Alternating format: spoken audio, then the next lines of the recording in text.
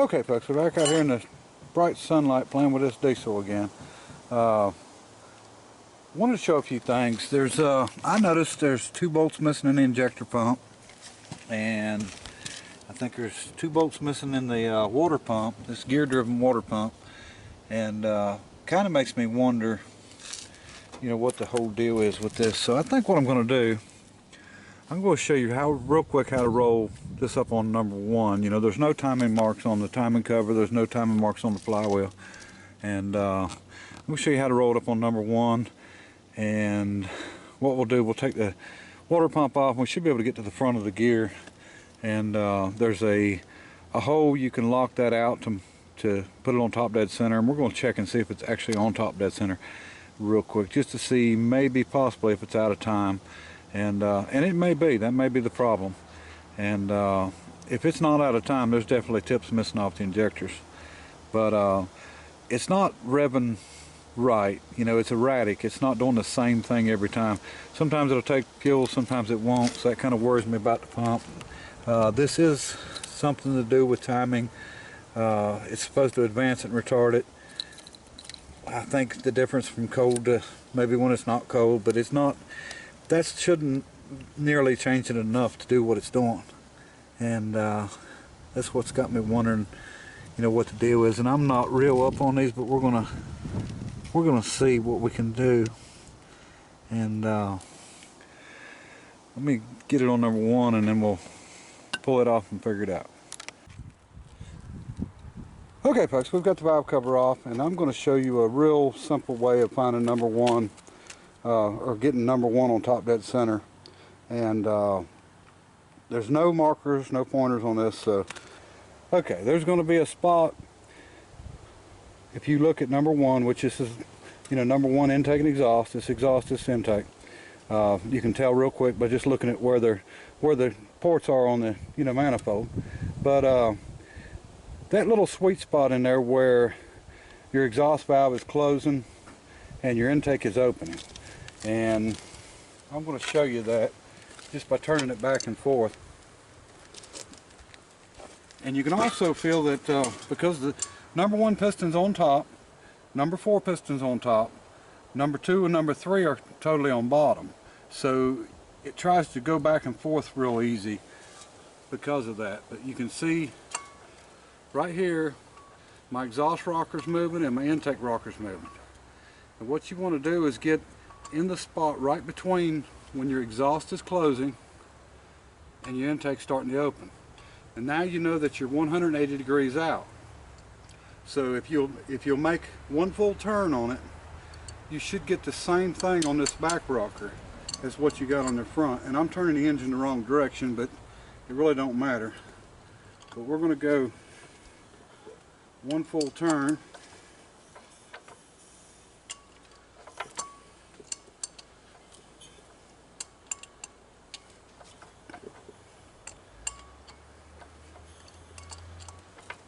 Until we get it to do it on number 4. And you can see right there where it's doing it. This one here, which on this end, this is the intake and that's the exhaust. But as soon as the exhaust closes, the intake starts to open. So that tells me that number 1 is on top dead center and it's on compression strut. So that's where we want it at, to be able to pull the front off the, you know, the injector pump to check the timing on that. We're going to pull this front cover off, or the water pump off, and see if we can get to the front of the injector. I think we can through this hole possibly. I'm not quite sure how this drives, if it drives off right off the front of the gear or what, but we're going to find out here. Alright, show you when I get it off. Okay, you can definitely see where this has been taken apart, and it's not lined up. You should be able to slide the pin all the way through, no problem. You can definitely see where these bolts have been loose, so we're just going to try to retime it. And just by loosening them up, the gear will still be in place, but we're going to bring the injector pump timing back just a little ways. And from this end, I guess we're going to bring it counterclockwise. And we'll just do that, and we can fire it with this cover off. You know, worst comes worst, I'll put a piece of duct tape over it or something to keep the oil from coming out. But Shouldn't cause any problems. We'll change it a little bit and just fire it and see what it does. Can't hurt, right? Well, it fired up good, but we've got a different issue. I'm going to start it back up and show you what it's doing. It's actually running pretty good. I'm surprised, but you know, I guess it was definitely a timing issue, but I think we got another problem. I'm going to start her up here.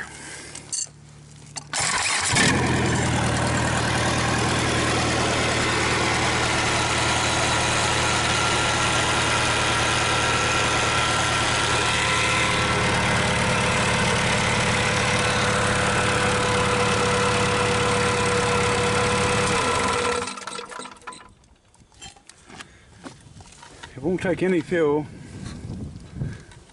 When you throttle it, it don't take any fuel. When you let off, it dies.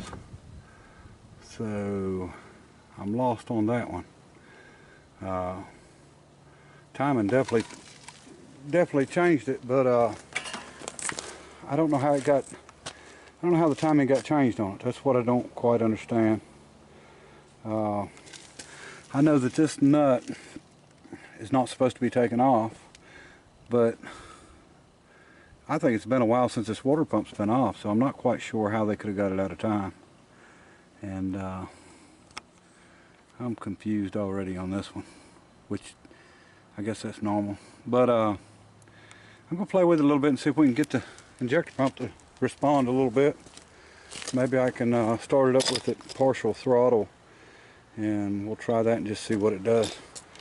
But let me try it one time on camera here. Let's see what it does.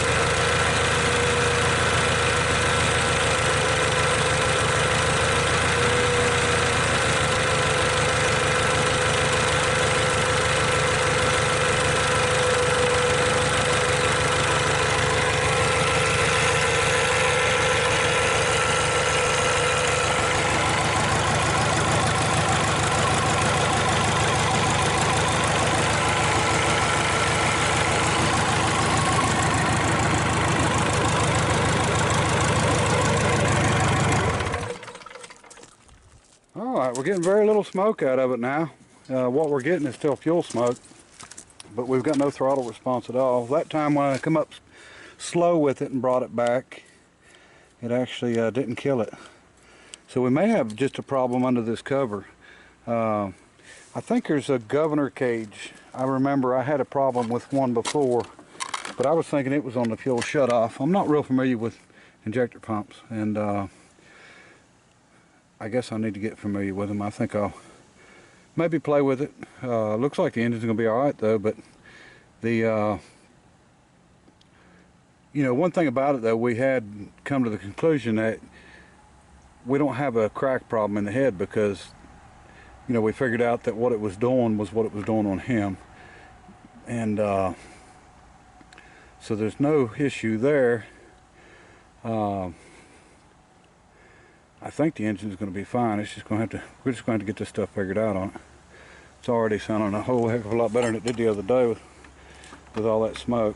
But and you know, I'm sure the timing's not exactly on now. We just moved it a little bit, and that made all the difference in the world. But you know, like I said, my understanding is if you loosen this nut, this is put on the pump. The center hub's put on the pump by the factory, and from what they're saying, it's not keyed. And if you loosen it, it can move, and then it has to be reset by, they say, a authorized Perkins repair shop with the proper tools. So I'm not quite sure. You know, a lot of like the Roostermaster pumps have a little cover on the side you can take off, and it's got the timing marks in it. You know, they're down on the side, but I don't know what this has got. I can pull the plugs out and just start playing with it. I mean, it's not going to hurt to try. But you know, this has got the torque screws, but it's got the hole in the center and the bolts, and I don't have I actually don't even have the tools to take that out. Well, I might have them if they're not too big. I've got one, I think one screwdriver that's got that.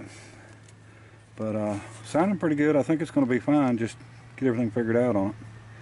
It's a whole lot better than it was, that's for sure. And so for everybody that said timing issue, well, you was right. Definitely a timing issue. I would have thought a darned injector, but we just don't know how it got out of time. And I didn't move it real far. And actually, I was telling you counterclockwise, but it was clockwise that I had to move it on the gear to get it right and lined up. So yeah, we've got these tightened back down, so we'll go from there. I want to check the torque on this nut and make sure it's not loose and hasn't moved. You know, if that's just a tapered shaft and it's not, you know, keyway or spline, which I'm sure it's not spline, but I mean, if there's no keyway in it, then it could have moved, I guess. But we'll play with it some more. Maybe we can get the injector pump problem figured out, and maybe we'll end up with a decent engine. We can maybe put in something. Alright folks, I learned something else that's kind of funny here. Start up the idle, give it a little bit of fuel with the injector pump, and then tap on the injector pump, and sometimes it'll take off. So I am not sure. We must have a problem on the accelerator side of the injector pump somehow. Let's try it.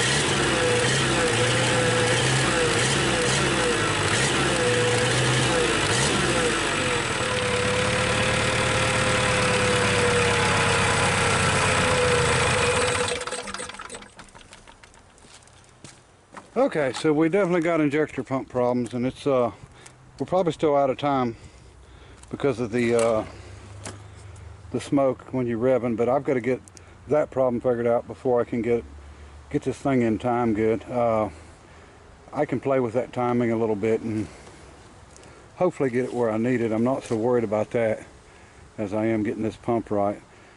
So we're going to leave it at that for now. I've got a lot of other stuff going on. I just wanted to check this real quick. And you know, you get to thinking about things and you want to give them a try, even though you got other things you need to be doing. But what we'll do next is we'll pull the top off this and be in the next video, and or the next one on the Perkins anyway, and then we'll see if we can get it straightened out. I mean, I still think it's going to be a good engine. Just got to get all these little problems taken care of, and you know, maybe it'll show itself worth buying the you know, the fuel shut off and the filter for, and you know, we'll keep moving on it. I didn't even think to put my finger over the hole, see if the vacuum pump's working or not. That'd be nice to know, because that would be nice for power brakes on something. So anyway, all right, till next time, bye.